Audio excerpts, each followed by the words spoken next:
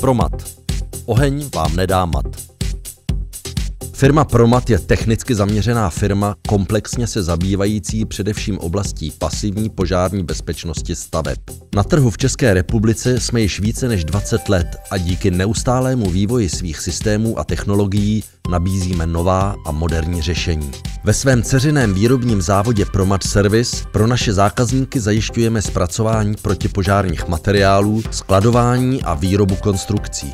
Velkou část naší produkce obsahuje zpracování všech typů skel Promaglas podle i nejnáročnějších požadavků architekta nebo investora. Promaglas Setbox je kompletní balení obsahující jednotlivé komponenty systému Promat potřebné pro certifikovanou montáž protipožárního skla Promaglas. Do ostění stavebního otvoru k nosným profilům připevníme přířezy z desek Promatek DH pomocí samořezných vrutů. Z jedné strany připevníme zasklívací lišty z přířezů Promatek DH. Nalepíme elastický pásek na sklo Promaglas.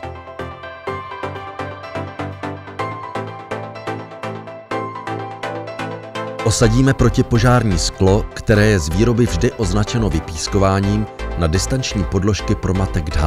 Při použití skla typu 2, to je s UV filtrem, je nutné dbát na správnou orientaci skla. Vnitřní strana je proto označena nálepkou. Připevníme zasklívací lišty z přířezů Promatek DH z druhé strany zasklení.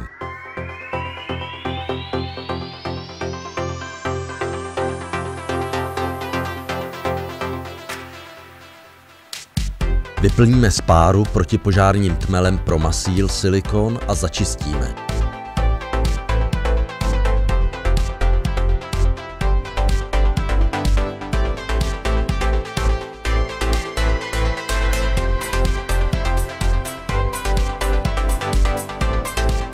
Povrchově upravíme spáru mezi nově vzniklým rámem z přířezů Promatek DH a okolní konstrukcí, například kombinací armovací tkaniny a tmelu Promatmel.